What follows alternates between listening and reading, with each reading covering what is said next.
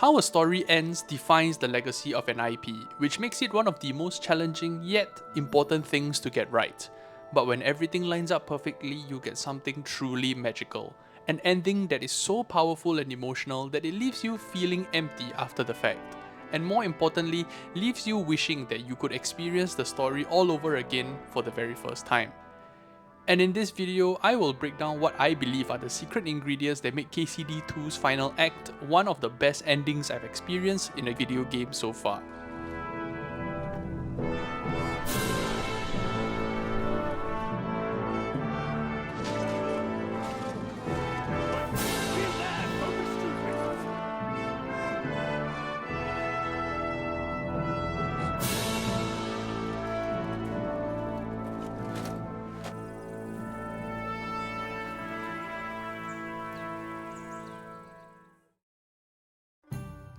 Thank you for joining me today, and if you like what you see so far, please like and subscribe for more content just like this. So here I am scripting this video after finishing KCD2, and I'm just now figuring out that this script is going to be a royal bitch to write.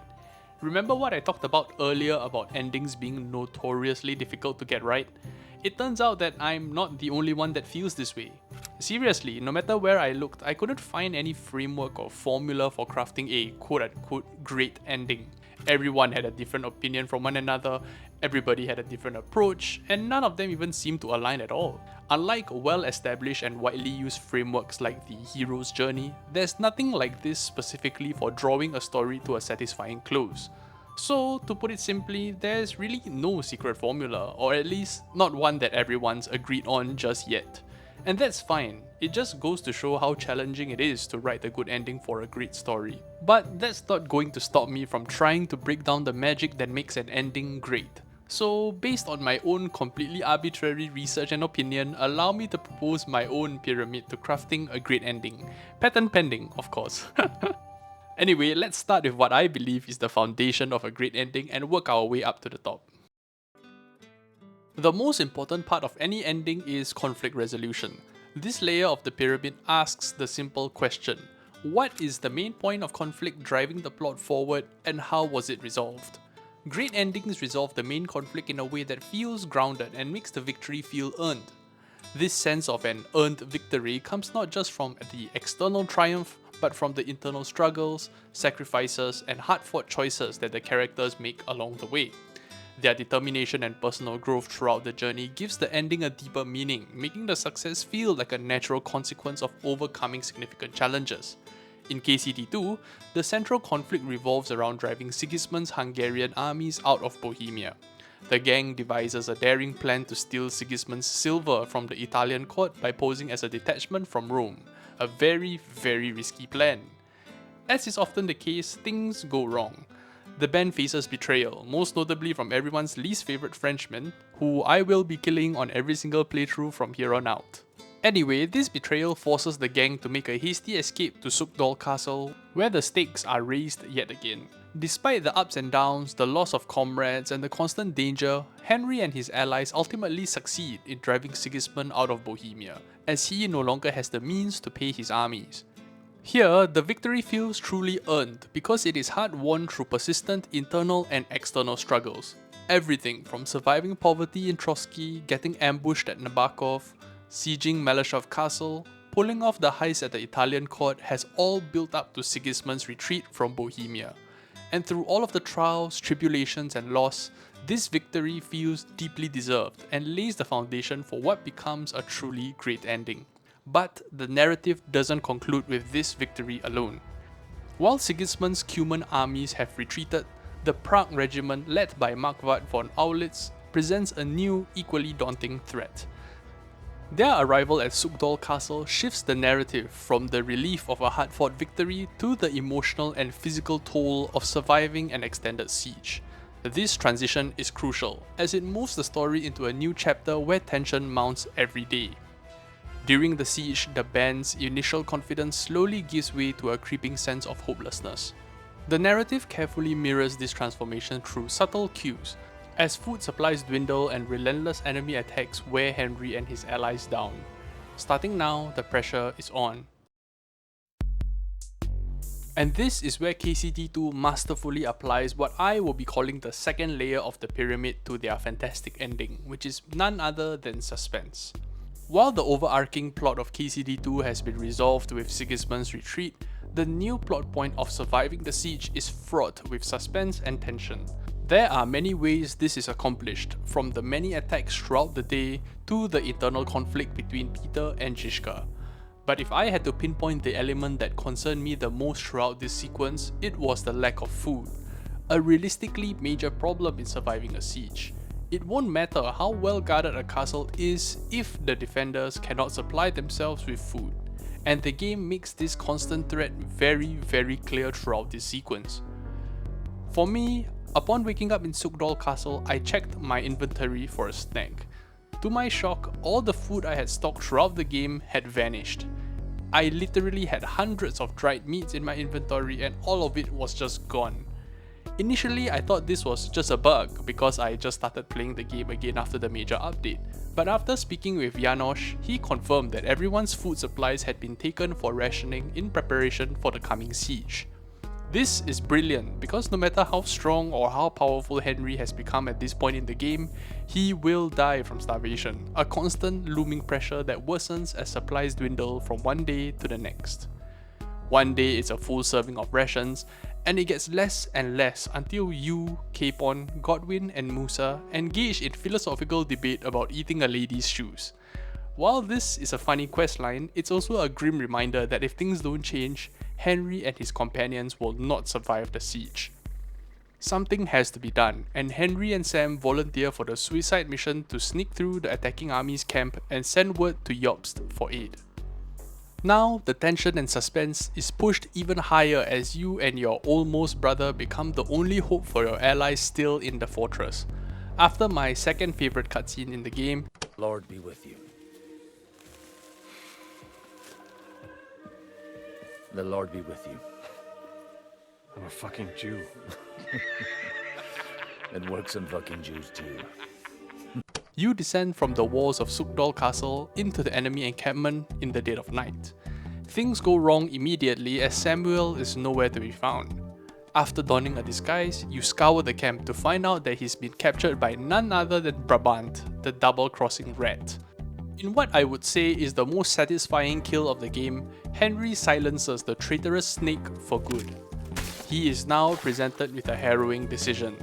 Sam was tortured and will only slow us down in the journey to secure aid for those left in the fortress. He begs us to leave him behind and to go alone to save the others, but doing so would mean his certain death. The tension in the story peaks here, as you are not even given a quest pop-up informing you of the option to save Sam. I thought to just leave him there, but thankfully I saw the option to pick him up and I immediately knew what I had to do. I love this section because everything that's happened since the start of the siege has been putting pressure on Henry slowly.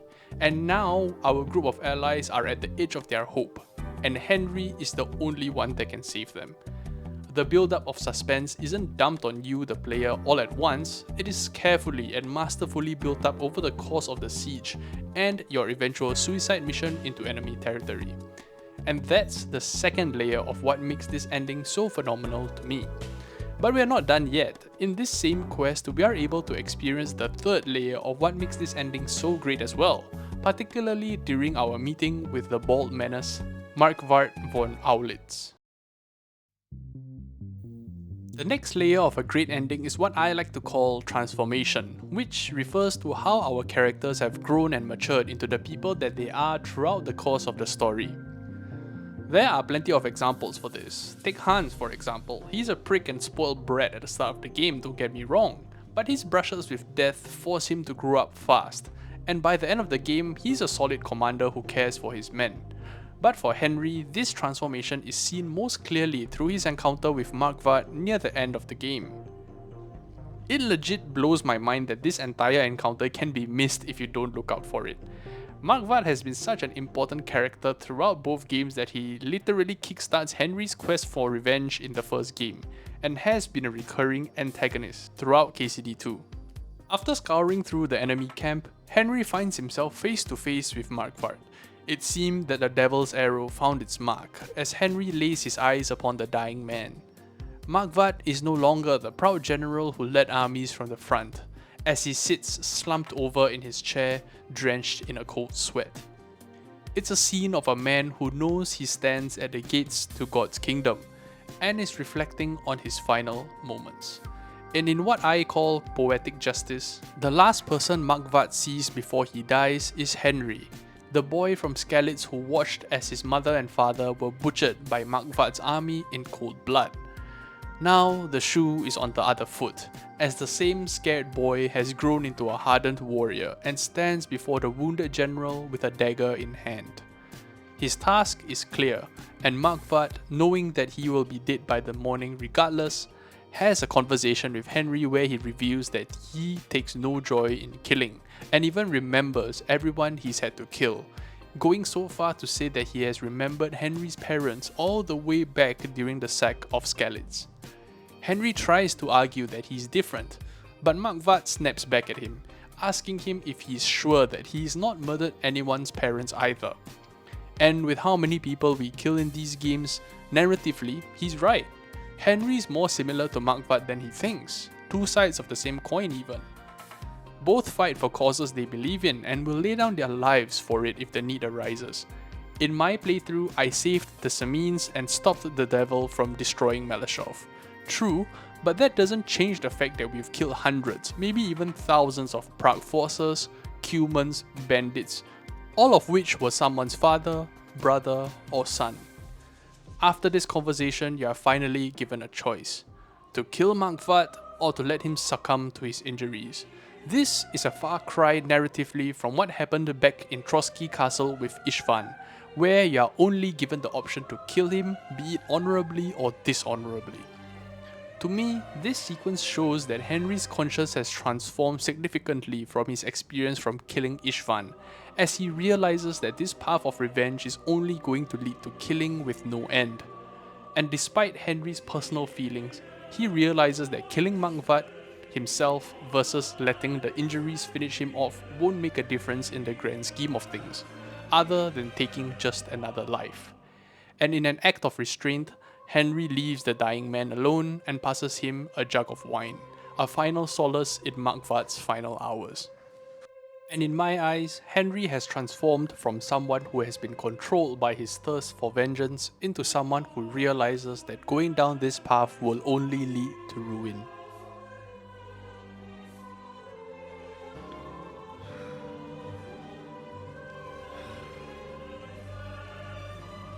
Farewell, Henry of Skalitz.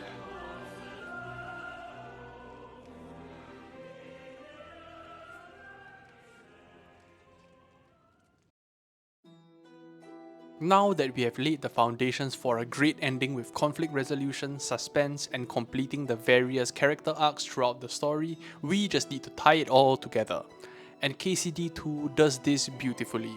I'm gonna pause here once again. If you haven't finished the game, I highly recommend you to do so before watching past this point in the video. Trust me, you will thank me later. For those who have watched the credits roll, let's talk about The time has come to put a stop to them forever! To sweep them off our land! Fight them! Hunt that rabble back to Prague in the name of King Wenceslas!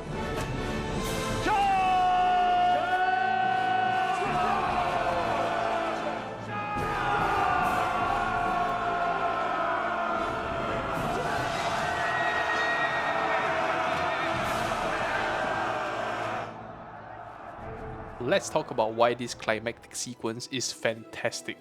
Other than providing the massive emotional payoff that Henry has indeed fulfilled his promise to save his friends, he is also shown to have grown into a truly fearsome warrior, charging down the Prague forces in the front lines, a far cry from the scared boy that he was back in Skalitz just a few months ago. And symbolically, I find that this sequence is a striking parallel to the opening cutscene in KCD1, where Skalitz was attacked by a similarly massive army, but this time the roles are reversed, signifying that Henry is no longer the same ignorant, naive boy that he was in the past, And in this specific cutscene where Henry is unhorsed by the defenders, he is helped up by fellow knights who stand their ground with him against the Prague forces. I might be looking a little bit too deep into this, but I believe that this symbolically references how Henry was left alone and told to run for help as the drawbridge was raised behind him back in the attack on Skalitz. Now, after everything Henry's been through, the most important difference is that he is no longer alone. Be it Hans, Zizka, Dry Devil, Godwin, Musa, or even Kubienka, Henry no longer has to face the dangers of the world alone, and that gives him the strength to fight on. And after a short battle, Jobst's army destroys the Prague forces and finally relieves Sukdal Castle from its long siege, and our band of allies comes out alive and well. And the story so far is drawn to a satisfying close, as our group of characters are safe and sound, with the looming threat of Sigismund gone for good, and the immediate threat of the Prague forces dealt with as well. A short chat with Hans and Hanush potentially reveals the plot for the next game, where Hans is very much against his arranged marriage. And after that, we have a quiet moment where Henry sits by himself outside of the town and reflects on his journey so far, which is an excellent segue into the fifth and final part of what I consider a great ending.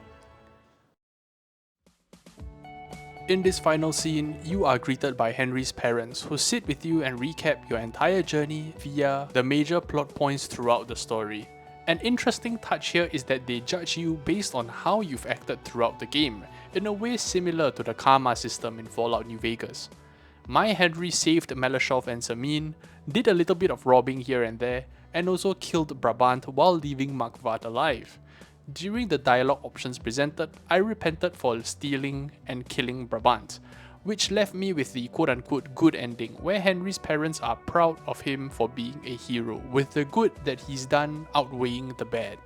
This serves as a nice recap for the major events of the entire game and helps the player reflect on you and Henry's journey so far, which adds a fantastic finishing touch to an already outstanding ending sequence. This line by Martin probably sums it up best. Things black and white.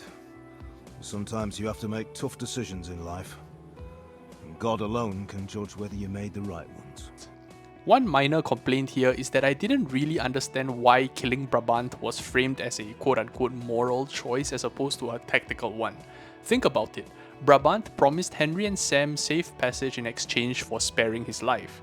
After everything that we've experienced from Brabant, we know that he's a double-crossing snake, and that he would rat Henry out the moment he was no longer in danger. And in a camp full of enemies and with an injured Sam, this was a risk that Henry would never take. And when I did my own research only to find that Brabant would indeed alert the camp to our presence, I was even more assured of the fact that killing Brabant was the right decision for the sake of completing the mission.